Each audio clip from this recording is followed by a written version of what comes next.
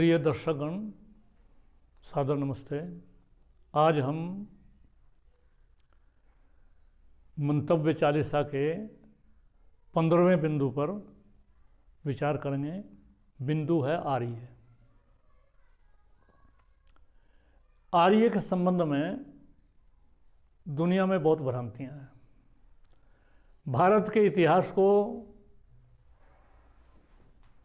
इतना दूषित कर दिया है इतिहासकारों ने, षड्यंत्र के तहत अंग्रेज़ों ने, कर्नल टॉड ने और दूसरे जो इतिहासकार थे। जब अंग्रेज यहाँ पर राज कर रहे थे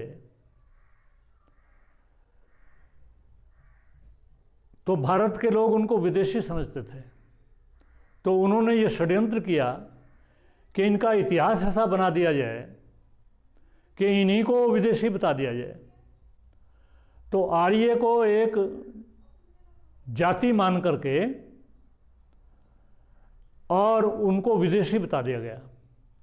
अधिकतर इतिहासकार ये मानते हैं कि आर्य बाहर से आए। ये भ्रांति इतनी फैली हुई है कि किसी बहुत राष्ट्रीय विचारधारा के व्यक्ति को भी समझाना बहुत मुश्किल है। वास्तव में ऐसा नहीं है। आर्य कोई जाति सूचक शब्द नहीं है। आर्य जातिवाचक न होकर के गुणवाचक शब्द है। आर्य श्रेष्ठ पुरुष को कहते हैं। यूँ तो हिटलर भी अपने आप को आर्य बताता था, और उसकी जो नाजी पार्टी है उसका यदि आप झंडा देखें तो उस झंडे में स्वास्तिका चिन्ह आपको मिलेगा।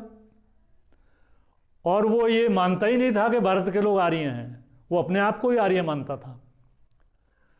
वास्तव में वो हैं यहीं भारत से गए हुए लोग। सारा यूरोप अमेरिका जितना भी ये सफ़ेद चमड़ी के लोग हैं, ये कभी लाखों साल पहले भारत से गए थे।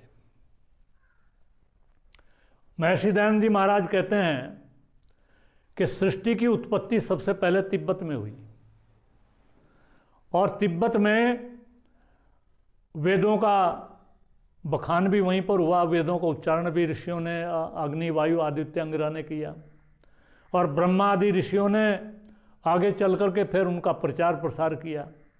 लेकिन वहीं झगड़ा होने लगा, वहीं दस्यु वहीं पर पैदा होने लगे जो वैदिक धर्म को नहीं मानते थे। जो वैदिक धर्म को नहीं मानते थे और वैदिक विचारधारा के आधार पर अपना जीवन नहीं चलाते थे, वो दस्यु थे। और जो उस विचारधारा के आधार पर जीवन को चलाते थे वो आर्य थे।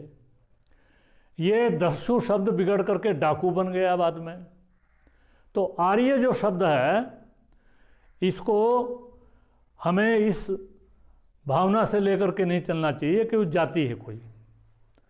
कोई काले रंग का व्यक्ति है और उसमें अच्छे गुण आते हैं तो उसको हम आर्य कह सकते हैं, और कोई सफ़ेद चमड़ी का जिसको हम आर्य नस्ल का कह सकते हैं, और वो अनार्य प्रवृत्ति उसके अंदर है और दस्यु भाव उसके अंदर है, तो उसको हम कभी आर्य नहीं कहेंगे।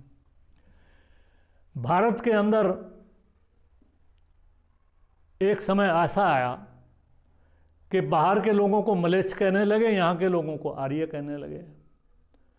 और एक भारत बना देश, भारत जो प्रकाश में रत हो, जो वेद का प्रकाश है, जो ज्ञान है, जो व्यवस्था है उसमें, और उसकी एक परिभाषा बनाई हमारे लोगों ने, हमारे ऋषियों ने, महापुरुषों ने, कि उत्तरम यत् समुद्रस्य हिमाद्रेश्चैव दक्षिणम वर्षम तद भारतम नाम भारती यत्र संसति। कि समुद्र के उत्तर में और हिमालय के दक्षिण में जो सारा ये प्रदेश है, ये भारत है, और इसकी संतति सारी भारतीय है। अब उसमें हमने अलग अलग जातियों में, अलग अलग नस्लों में इसको बांट रखा है, ये सारे उसमें आ जाते हैं। हमारे यहाँ जम्बू द्वीप बोला जाता है पूरे एशिया को, फिर भारत इसको बोला जाता है जो मैंने परिभाषा बताई, और फिर आर्यवर्त और सिकुड़ करके हिमालय से लेकर के और विंध्याचल तक, इसके बीच का जो प्रदेश है उसको आर्यवर्त लिया। जब हम संकल्प करते हैं तो जम्बू द्वीप का, भरतखंड का, आर्यवर्त का सबका वर्णन करते हैं।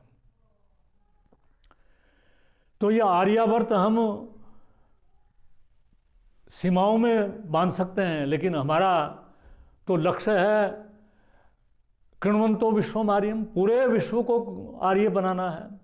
तो पूरा विश्व यदि आर्य विचारधारा को मान लेगा तो पूरा विश्व ही आर्यावर्त बन जाएगा। तो आर्यावर्त की भी कोई सीमा हम निर्धारित नहीं कर सकते और आर्य की कोई जाति भी निर्धारित नहीं कर सकते। तो आर्य शब्द गुणवाचक है, ये जातिवाचक नहीं है। इसी प्रकार से इसको समझना चाहिए। इसी शब्द, इस आर्य शब्द का यही भाव है और इसी के आधार पर हमें सारा इतिहास को भी अपने समझना चाहिए। ये सब षड्यंत्र है कि आर्य बाहर से आए, आर्य बाहर से आए यदि तो सारे टोटल तो आने गए, वहाँ इनकी भाषा बचनी चाहिए थी। हमारी जितनी भी भारत की भाषाएं हैं सब संस्कृत से मिलती हैं अधिकतर, बाहर की भाषा इतनी नहीं मिलती जितनी यहाँ की मिलती हैं।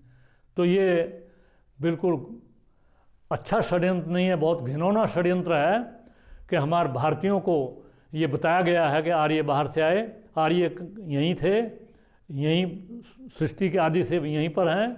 और आर्य जो शब्द है ये गुणवाचक शब्द है और हमें प्रयास करना चाहिए कि जो आर्यत्व है, जो वैदिक विचारधारा है, उसको हम पूरी दुनिया में फैलाएं और पूरी दुनिया को आर्य बनाएं। और आर्यावर्त की जो सीमा है वो एक पूरे विश्व की सीमा बन जाए, पूरी दुनिया आर्य धर्म को माने, वैदिक धर्म को माने और पंच महायज्ञों को, वर्ण आश्रम की व्यवस्था को चलाए। इतना ही इसको आर्य शब्द को लेकर के और दस्यु शब्द को लेकर के चलना चाहिए। इतना ही पर्याप्त है। ओम शम नमस्ते जी।